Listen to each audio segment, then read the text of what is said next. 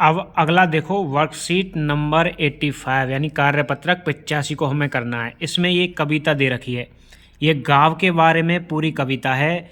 ये हमारी कक्षा 5 का जो अंग्रेजी का भाग 2 है, भाग 2 में अंग्रेजी की एक पाठ का व्यंग है। यानी कि कक्षा 5 में अंग्रेजी की जो किताब है भाग 2, उसमें ये एक पाठ है। उसी पाठ को यहाँ आपकी वर्कबुक में दे दिया है। इसमें क्या है, गाँव की महिमा के बारे में गुणगान किया गया है, गाँव की विशेषता बताई गई है, गाँव कैसे होते हैं, गाँवों की क्या क्या अच्छाइयाँ हैं, और आप एक गाँव में रहने वाले बालक हो, आपके बारे में ये कल्पना की गई है कि आप गाँव में रहते हो, आपको गाँव कैसा लगता है उसके बारे में बताया गया है। तो देखिए इसको पढ़ते हैं और पढ़कर फिर प्रश्नों का उत्तर भी देंगे। तो सबसे पहले लिखा हुआ है वेयर आई वाज बोर्न, जहाँ पर मैं पैदा हुआ, गाँव में पैदा हुए आप। फिर अगला है वेयर आई वाज ग्रोन, यानी कि जहाँ आप बड़े हुए, कहाँ बड़े हुए, गाँव में। तो गाँव के बारे में बताया गया है कि जहाँ पर मैं पैदा हुआ और जहाँ मैं बड़ा हुआ। Where I want to stay, जहाँ पर मैं रहना पसंद करता हूँ, रहना चाहता हूँ। फिर अगला है where I want to play, जहाँ मैं खेलना चाहता हूँ। आप कहाँ खेलना चाहते हैं, गाँव में खेलना चाहते हैं, गाँव में रहना चाहते हैं, गाँव में पैदा हुए और गाँव में ही बड़े हुए। फिर आगे आता है द वंडरफुल प्लेस, ये बहुत अच्छा स्थान है। फिर दिस इज माई विलेज, यह मेरा गांव है। ये आपके गांव के बारे में विशेषता बताई कि जहाँ पर मैं पैदा हुआ, जहाँ मैं बड़ा हुआ, जहाँ मैं रहना चाहता हूँ और जहाँ मैं खेलना चाहता हूँ, वो बहुत अच्छा शानदार स्थान है, वो मेरा गांव है, ये बताया गया है। अगला फिर इसमें लिखा हुआ है वर्किंग फार्मर्स, जहाँ पर क्या करते हैं, किसान काम करते हैं। ऑन देयर फार्म्स, अपने खेतों में। किसान कहाँ काम करते हैं, अपने खेतों में। और खेतों में किसान कहाँ काम करते हैं, गांव में। शहर में थोड़ी होता है ये, गांव में होते हैं। फिर अगला है dancing children with secret songs, जहाँ पर बच्चे उछलते कूदते डांस करते हैं with secret song. Secret song का मतलब होता है देसी सॉन्गों के साथ, जो देहाती सॉन्ग होते हैं उनके साथ, अपने गांव के देसी सॉन्गों के साथ गुनगुनाते हुए डांस करते हैं, उछल कूद करते हैं, खेलते हैं। उसी में आगे बात की गई है ग्रीन हिल्स, जहाँ पर हरियाली भरी चट्टानें हैं, हरी हरी पहाड़ियाँ चोटियाँ हैं। ग्रीन फील्ड्स, हरे हरे मैदान हैं, खेत खलियान हैं। वेयर वर्ड्स सिंग, जहाँ पर चिड़ियाँ चहचाती हैं, अच्छे अच्छे गाने गुनगुनाती हैं चहचाट के साथ। क्या शहरों में होता है ये, नहीं, गाँवों में होता है। अगला लिखा हुआ है वेयर रिवर्स गरगल, जहाँ पर क्या करती है, नदियाँ कल कल बहती हैं। कैसे बहती है नदियाँ, कल कल। क्या शहर में नदी बहती है, नहीं, गाँवों में बहती है। स्वीट विंड मुरमर्स, यानी कि मधुर मधुर हवाएं, मीठी मीठी हवाएं चलती हैं, सुहानी हवाएं चलती हैं। कहाँ चलती हैं, गाँवों में। शहरों में तो बिल्डिंग ऊंची ऊंची होती हैं, हवाएं नहीं लगती उनको। तो गाँवों में अच्छी मधुर मधुर सुहानी हवाएं बहती हैं। यस यानी हाँ, दिस इज़ माई विलेज, हाँ यह मेरा गांव है। तो ये गांव के बारे में पूरी कहानी, कविता लिखी हुई है, जिसमें लिखा हुआ है कि जहाँ मैं पैदा हुआ, जहाँ मैं बड़ा हुआ, जहाँ मैं रहना या ठहरना चाहता हूँ, जहाँ मैं खेलना चाहता हूँ, वो एक बहुत शानदार स्थान है जो कि मेरा गांव है।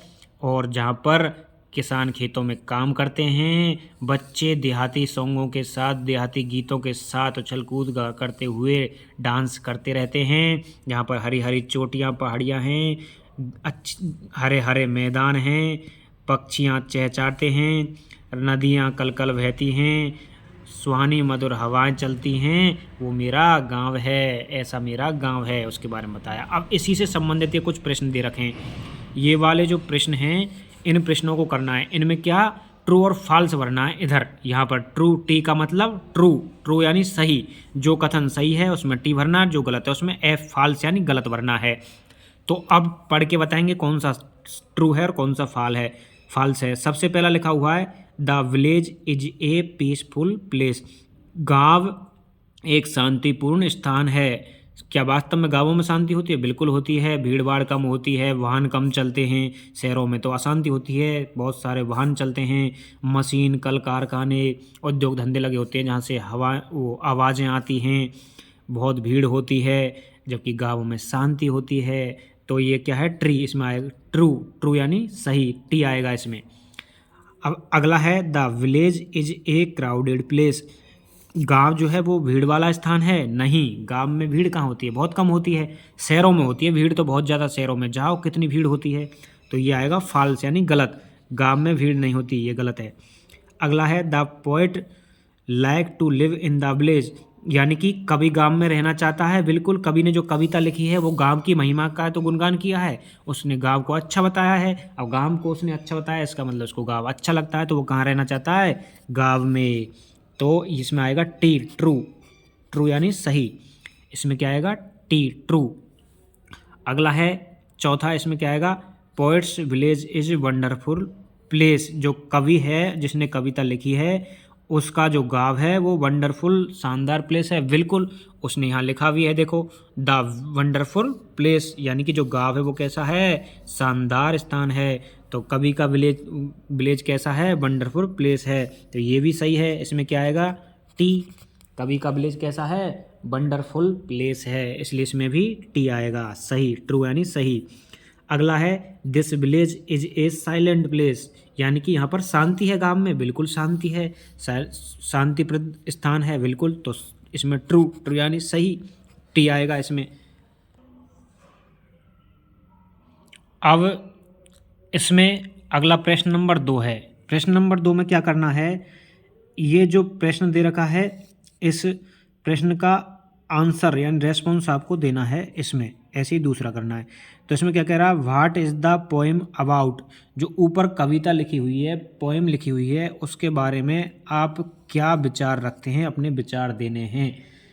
तो कविता किसके बारे में लिखी हुई है वो लिखना है। तो कविता लिखी हुई है गांव के बारे में, तो लिखना है this poem about the village, लिखो THIS, this POEM, poem, this poem about ABOUT, about the THE, the VILLAGE,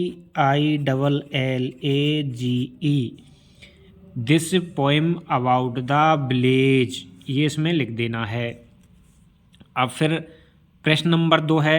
प्रश्न नंबर 2 में क्या करना है, इसमें लिखा हुआ है what are the features of this village, जो कविता में गांव बताया है उस गांव की क्या क्या विशेषताएं हैं, वो विशेषताएं लिखनी हैं, क्या क्या हैं। तो वहाँ से आपको लिख देना है, जैसे कि वहाँ क्या है, एक तो ग्रीन हिल्स हैं, GREEN, ग्रीन, HILLS, हिल्स।